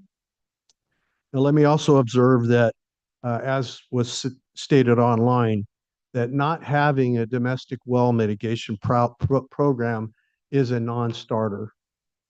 We cannot just ignore that part of the equation, because that will put us in a probationary status, I believe, automatically. I believe, am I right on that? I cannot predict the future, sir, but that seems likely. Yeah, I would say it's highly likely, because of all the things that are being done in Sacramento, of all the things, this is the part that is stressed more than any other. It is the part that is lobbied for more than any other. Agree with it or not. Feel that overdraft is the problem or not. It doesn't matter what we think, the results are going to be the same. And that is that we're going to be on the hook. And it wouldn't be pretty to have the state coming in here, because it won't be as lenient. It won't be skewed to the side of what this board has been, and that is firmly in the court of agriculture, which is 80% of our revenue, as was stated. 80% of what goes on in this county is agricultural related. And the other 20%, I've got to add this too, is probably ancillary to that agriculture. So it's supportive. You lose the agriculture, you've lost the ancillary businesses as well. And the jobs go with it, and all of that. And we know that. And I appreciate that being stated, because this board has been very supportive of agriculture. And I've got to say, I believe that we've moved at a decent pace in regards to this program. We're now, let's see, 11 years after Sigma was passed, and we have developed this program slowly. There have been years when we've deferred things. We've put some things off when we could, but there are some things that you can't put off indefinitely, and they have to be dealt with. And we've had 3 really good years, excuse me, 3 really good years of rain. But as was pointed out, we didn't have the spring rains this year. I think that was a very good point. My ears were perked, Mark, when you brought that up, because that is absolutely true. That's been on my mind, and it can't help but be on your mind when you're walking around your farm and you're looking at things and you're thinking, how are things going to work out water wise? So those observations are in place now. That my question would be, is there a way to interpret data in concerning penalties in a timely manner? In other words, observing ETW and watching the data such that we could time our observations of that in order to reduce the requirements of mitigation fees prior to the billing. Is there a way to do that? In other words, make a projection. I think it's noteworthy that I think that's spot on that there are going to be more penalties. They've grown from the first year to the second year. Yes, they've grown. I think I don't think the 2070 is going to hold this year. I think it's going to be more. And I say that based on experience of what I've experienced and I don't think the 2070 is going to hold. Like Mark said, I think it's going to go up, and the penalties are going to go up with it. The cost of the penalties are higher. So is there a way to project? Thank you. Staff? Not necessarily project per se, but the yearly financial check-in around this time would give you the opportunity to reduce the rate. So have we timed this such that we could, what you're saying is we have timed this such that we can put our minds to the penalty and reduce the mitigation fee as it is appropriate. Right. With a yearly financial check-in, you could see how much came in penalties. It could happen around this time of year, and that would allow you to reduce the fee before it was charged by the those who collect fees. And this is not an epiphany. We have already been thinking along these lines. So I think we're in sync in our thinking here on this particular aspect of things. I think our minds are on the same track here. We have no desire to take in more money from than we need for domestic well mitigation. That's the bottom line. And as time goes on, as we collect those fees, we have a backlog right now, and we need to take care of that backlog going forward. As that backlog is resolved and as more wells need to be replaced, we replace those as necessary. There's going to come a point at which the curve is going to dip. It's going to go down. We're not going to need these fees forever. We're not going to need these well mitigation fees forever. And there's going to be a point at which the wells are taken care of. And as you approach 2040, which should be sustainable yield, and we're in sustenance, then you're no longer going to be replacing wells due to groundwater subsidence and loss of groundwater. So this is not a forever program. This is something that is based on immediate response to the state's requirement that we have to address. And I think it can be done in such a way that we don't destroy the industry. And it's our desire to keep that fee low as possible, as low as is necessary just to get the job done. One more thing in this program, as we've studied it, the $35,000 per well, that came from a lot of research with well drillers. Am I right? That's right. We received a couple of different quotes from well drillers. We also worked with environmental health here to look at recent fees for those who were able to provide their bills, just so we could see what people were being charged for wells as well as associated costs.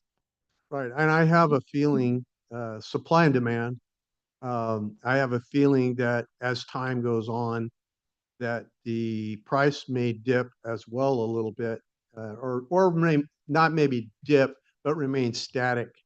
For the longest time, wells were a standard fee. Back when I first drilled my domestic well in Chowchilla, I believe it was $6,000 or $4,000 at that time. Now that's hard to believe, but it was like that for a long, long time. It was like that for like 15 years. It was like that. So that was a period of time where the demand wasn't as high because we didn't have the circumstances at that point. Domestic well drilling, I'm talking about. So I believe supply and demand will also fix that issue down the line. It may be a while, but it'll be static, and it'll end up the curve of that climb will level out. Anyway, that's my spiel. Thank you. Thank you. Supervisor McCauley. Thanks, Chair. Just a couple requests and then a couple questions in regards to the program. So first off, appreciate the suggestion by Noah and Mawa. I think that would be, in my opinion, a good idea to memorialize the use of penalties within, the resolution. And one better to that, for me, I get concerned in the timeliness of being billed and actually collecting those fees. And so we talked about this at the GSA committee. I would like to see, our fees being based off of the penalties that are billed as opposed to collected. It could take county 6 years to collect fees in some instances if it, ends up in a tax sale or something of that nature. But, county has reserves in place to backfill these kinds of situations. So I would like to see us take advantage of those reserves and again, keep the fee as low as possible. Now, in regards to the program specifically, are staff's thoughts that we're going to be basing that program very similar to what they're doing in Chowchilla? Or we're obviously fleshing that out in a public process, but is that our starting point, what they're doing in Chowchilla? Maybe a better way to frame it? I think that is a starting point. We're not reinventing the wheel. We have something that's pretty successful. The scope for Chowchilla is much smaller, right? We're talking about 20 wells a year, not 100. Right. So it's a good starting point, and in the draft rules, that's what we used, as well as the Delta Mendota Subbasin, which is also developing a program, and your committee will see that sometime this calendar year. And before the program goes into effect, it'll need to be adopted by this board. Is that correct? That's right. Okay. And so I know in our one of the letters that was submitted, there was an example, I think, from Kings County in which there was some depreciation on the well. If our board was to go with a model of that nature, I'm sure it would, possibly impact the fee, right? We may not need to collect as much if we're looking at depreciation, those sorts of things. So if the board were to adopt a fee today, would we have an opportunity to revise that fee if the program that we eventually adopt calls for that? That's a long question, man. Yes, a couple thoughts there. Your board can revise the fee whenever your board desires to. The annual check-in is the easiest way to do it in a big public process so that it doesn't create a lot of confusion and it creates some rate stability on both sides. The Kings Subbasin example with depreciation, and we do have letters over there from Lascoity, Roberts, and Nakata. The Kings Subbasin is a little bit bigger and more complicated of a problem. They do give you a depreciated value, but they couple that with a 0% interest loan if you cannot make up the difference. Obviously, having the ability to give a 0% loan means they have funds in the coffers for that. So although that might discount part of the rate, if you're doing what Kings is doing, you would need money for that 0% loan. Sure. So in that example with Kings, eventually that money will come back to them, but they still have to charge a fee up front in order to fund those loans. That's right. Okay. When we do our evaluation of the program at the GSA committee and at this board, I think it would be very helpful to have some comparisons on programs that they're doing in their GSAs. Sure, we can do that. We have the Chowchilla and Delta Mendota already. We can add Kings. So you have everyone around you. Okay, that's it. Thank you. Thank you. Supervisor Poitras.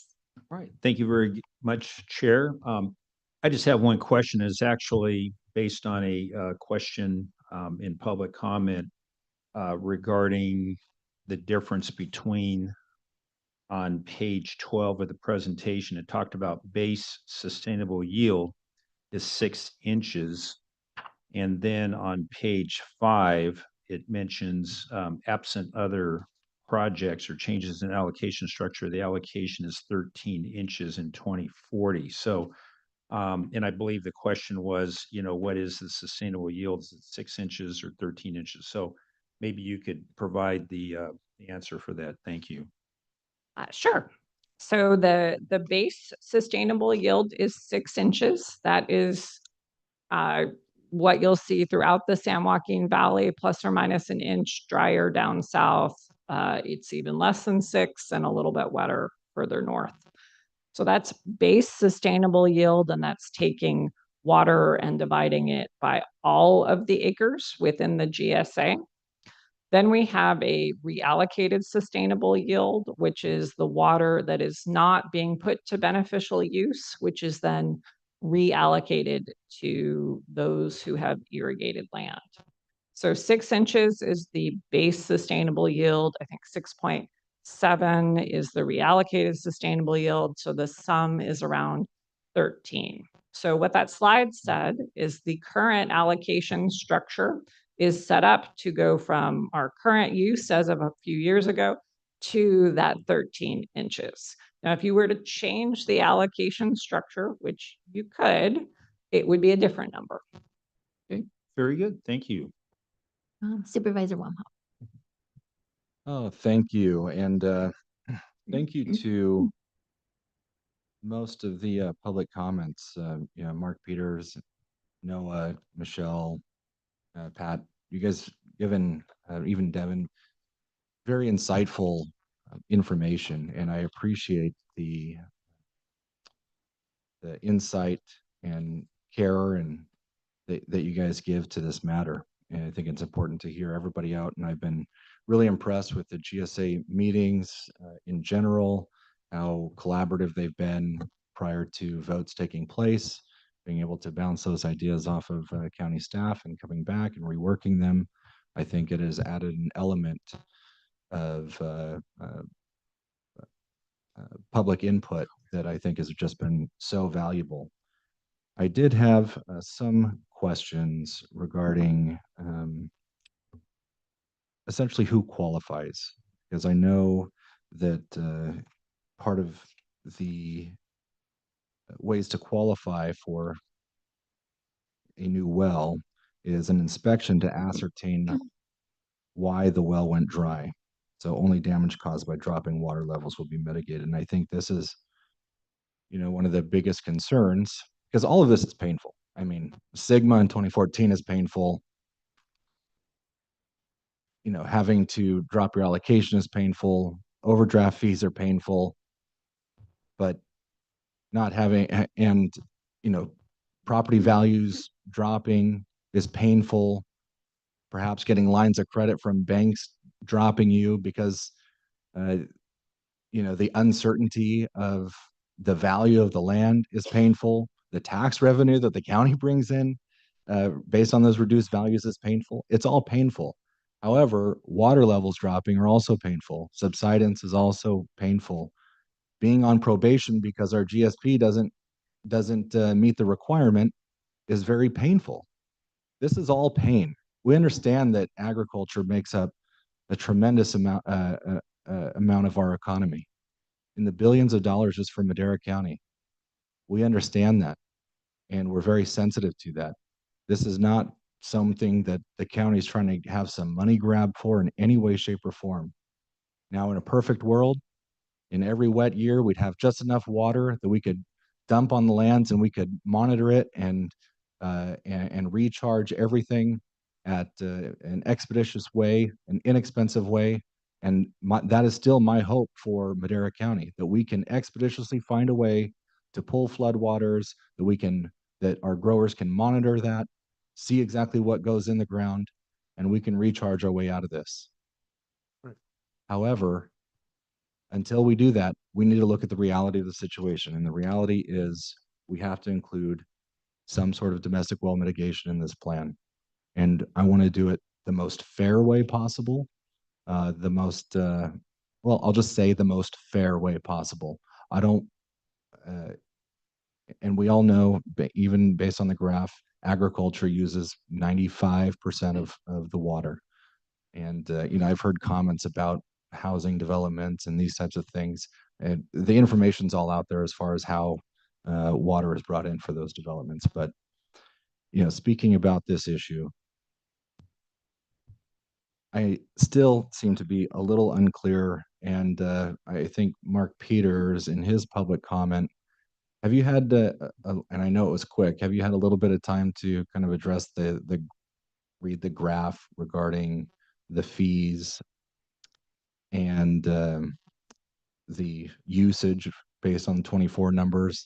Obviously 24 was high, right? Can you speak a little bit to that? Because in reality, what we're trying to do is solve a math problem.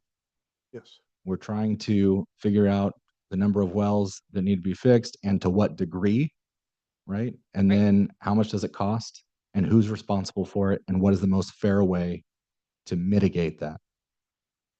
If the train's going 60 miles per hour and it leaves Pittsburgh, I have a word problem, right? Okay.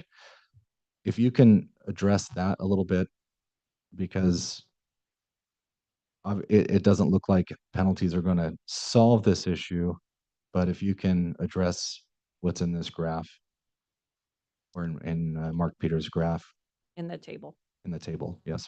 Sure. Mr. Peters did share his analysis with me earlier this week as well.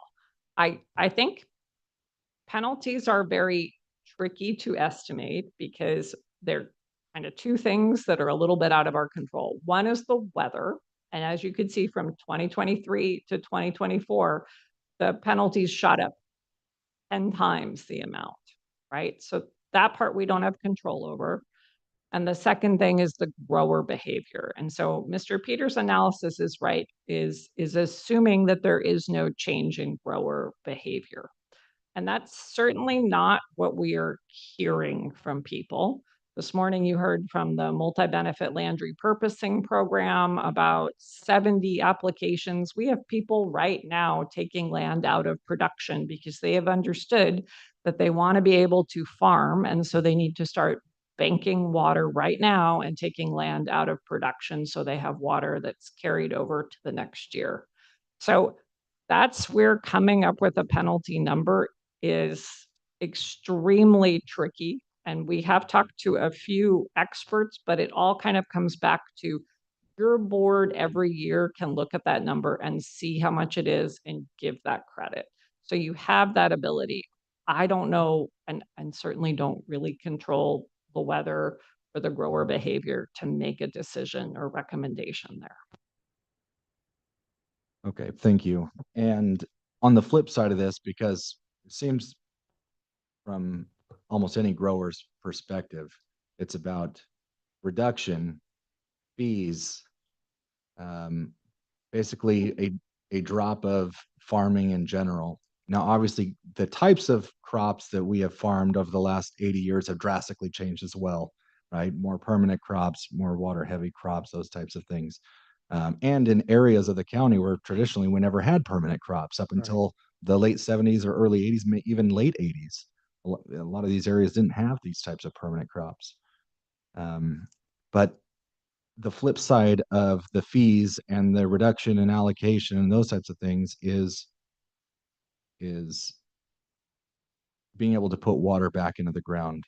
And in your opinion, is there a way to help on that front?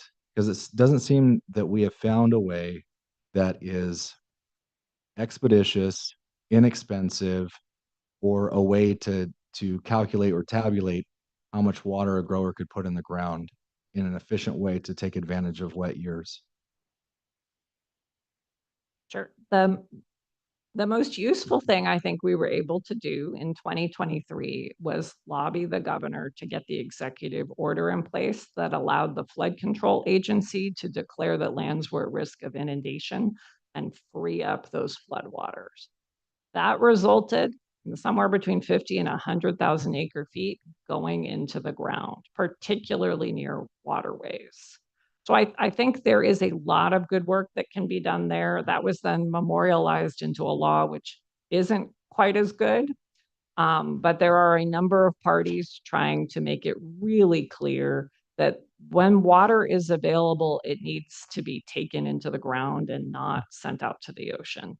So that piece I think is very useful. The other piece, and this came from growers, was in the original rate structure, which was funding purchasing water and recharge facilities and structures. And we're not pursuing that right now so that we can get the program that is basically mandated in place. Yeah, because I think the feedback that we heard from a lot of the growers is, having these expensive government water recharge projects, it feels like you're throwing your money into, or I'll say, a bottomless recharge pit. But, there's a lot of area that has good percolation and that type of thing where, we could take advantage of that, because I feel like we as policymakers up here, understanding the economy, the ag economy of Madera and how it contributes to Madera, how it is the economy of Madera. I mean, we see it on the tax rolls, and that's us. That we're not even the private landowners who are getting their lines of credit wiped away because banks are calling their lines. So I want to make sure that we're in compliance with DWR, making sure that our GSP is adequate, make sure that we have sustainable farming for the future. but I also want to roll out the red carpet as much as we can as a governing body to make sure that growers have the information, that they're educated on how to take advantage of that water, make it as absolutely inexpensive as possible for them to obtain a permit or any of those types of red tape fees, and make it as advantageous as possible. It's the carrot or the stick when it comes to putting water in the ground. And 100,000 acre feet, in relation to, what gets pulled out. I don't know exactly what that ratio is, but I want to make sure that we are doing everything on our side as good as possible to make sure that that growers have the opportunity to put as much water in the ground and make it as advantageous for them to do so as possible. So that's all I have. If Thank you you. want to respond to any of that, be more than. I agree with you, sir. Okay, Supervisor Rogers. Yeah, I agree with both of my colleagues. Very, very good comments. Appreciate the comments. I attended the pistachio growers. They had a meeting and I was invited to it. And I think you were there, Stephanie, briefly. And it was interesting to me that one of the subjects, and it seemed new to some of the, not new, but they were interested, let's say, in the subject, and it was groundwater recharge and projects that have been developed by individual farmers. So that this is not something they're ignorant of, and not something that they're not banting about to see how it can be done best.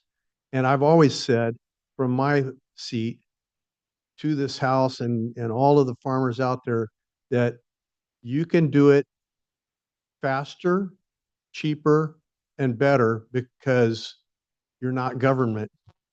And so that's where it needs to lay. That's where it needs to happen, is at the grower level. And I'm glad to see that that's a subject of interest to all the farmers out there. One of the questions that I wanted to ask you, and it's I already know the answer, but the domestic well mitigation fee, would it be lower if we bonded out over time? That's right. We did investigate what it would take to lower the rate by essentially getting a loan, and that could help us take care of the interim solution or the backlog. But unfortunately, due to litigation, we are not able to get that loan. We become a higher risk customer. Yeah, and you answered the second part of my question before I asked it, so that's great. Thank you. So I want you to hear that we are looking for ways to reduce this fee over time, but due to litigation, we're unable to do that. And it would be something we would love to do. We want to keep it as cheap as possible, as fair as possible, as my colleague pointed out. And if the county, I hope that the growers don't see us as the enemy here.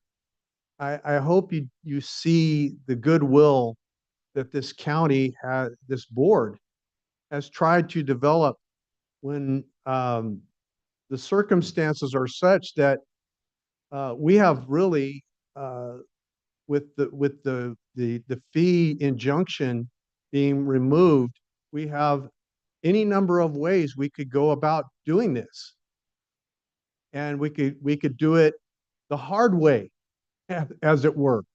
But that's not the desire of this board.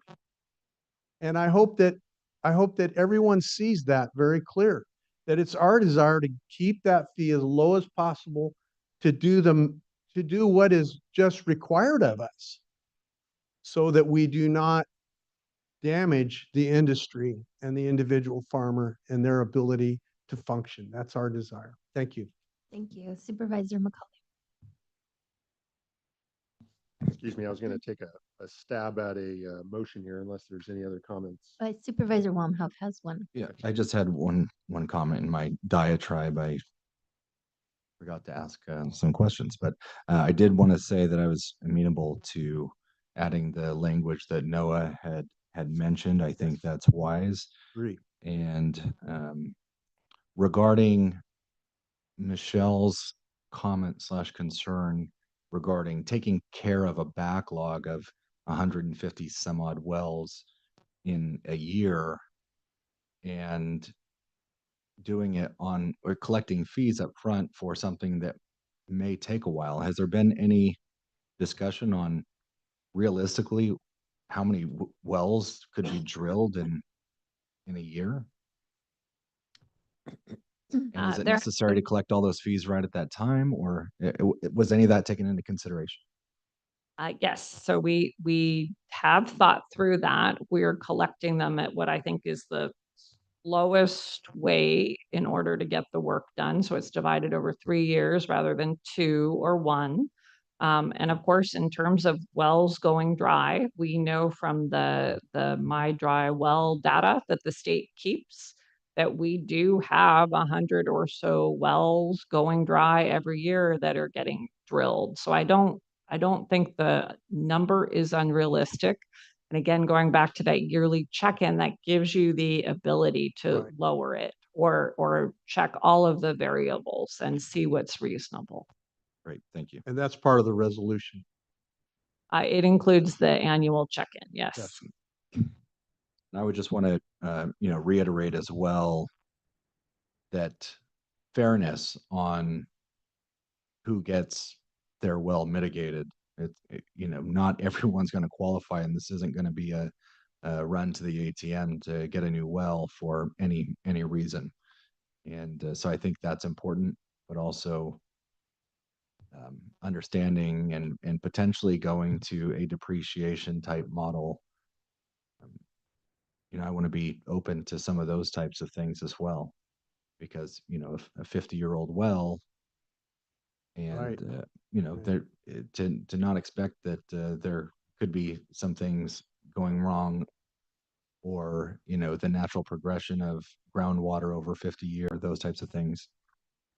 I just want to make sure that that language is crystal clear and fair when it comes to who gets to collect on that well mitigation. So that would come up in the rules that your board adopts for domestic well mitigation, but happy to have that conversation then. And I would just add, from the King Subbasin, that is a much more water rich place where wells are older. And one thing that we've seen in Madera is wells that are not 50 years, they're 20 years or 10 years and still going dry. So some criteria that work in Kings may not end up working here, but we can have that discussion in public when we get to that point. Understood. Thank you. Thank you. Supervisor McCauley. All right, I'd like to make a motion for approval with amendments to the resolution that memorialize the annual review, as well as outline that build penalties will be applied to the subsequent year's domestic well mitigation program. Does that make sense? I'll second the motion. I want to verify that Stephanie got that and then check with county council. I'm just going to the resolution to see about the annual part.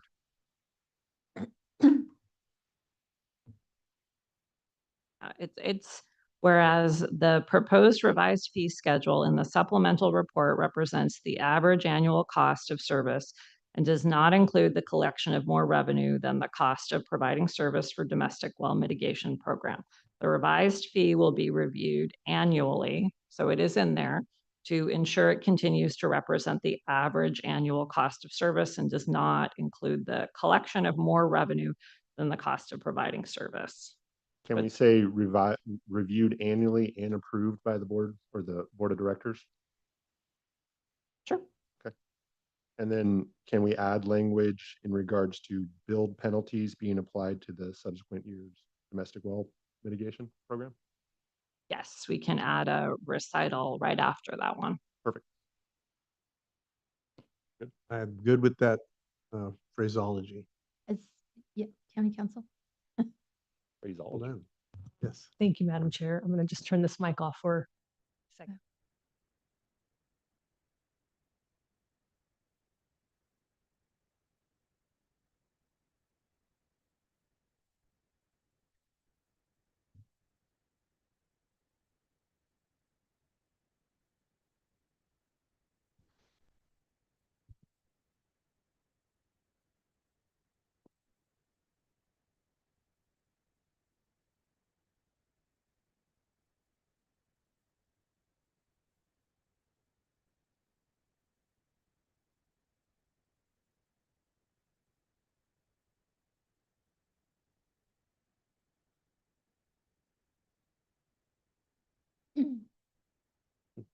County Council.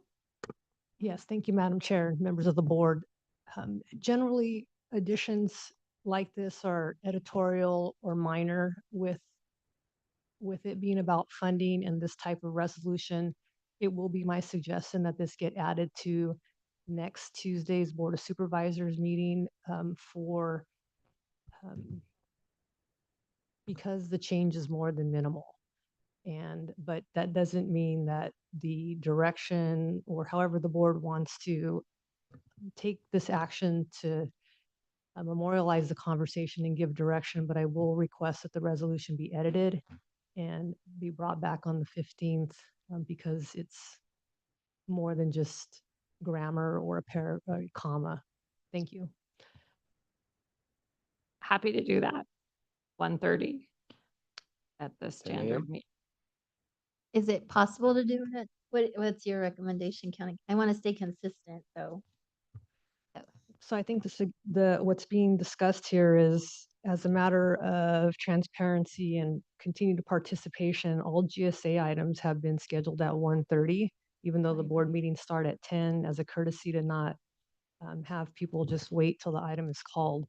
And so legally, there's no prohibition about adding it to the regular agenda meeting. If it comes out at 11 o'clock or 10 o'clock, it just wouldn't give anybody that wants to attend an exact time. And so it really is up to the board about just not timing it at 1:30. It's not a public hearing, notice public hearing. It's just a courtesy time. Let's stay consistent and we'll do it at 1:30. And I will note, though, that Supervisor Wamhoff will not be here next Tuesday. And Madam Chair, the vote could be direction to bring, as it was as made direction to bring back a resolution that has that language, if that's the desire of the board. Amend your motion, Supervisor McCauley. Is it a motion or is it just direction at that point? So just Either one works in this. Madam case. Chair, I wasn't aware of the potential of having a GSA meeting next Wednesday at 1:30, and so I previously scheduled some appointments. So if we could add it to the meeting, the board meeting, that'd be great. We'll just add it at the end. It's a fairly short agenda next week, so. Okay. One quick other thing I noticed is we do have the word average in here because we were averaging rates. And so we would want to remove that so that the costs were the real cost for real proposed costs for next year with the penalty credited, not the average. Okay. Thank you very much. So that is direction. So we will add it to the regular board agenda at 10 a.m. The 10 a.m. session. Sounds good, Madam Chair. Yeah, We'll because add then it we'll to- only have 3, and I think it's important to have all that are here. Okay. We have that clarity. Thank you. All right. Thank you very much for the presentation. And with that, we will see you all next Tuesday. We stand adjourned. Good, thank you.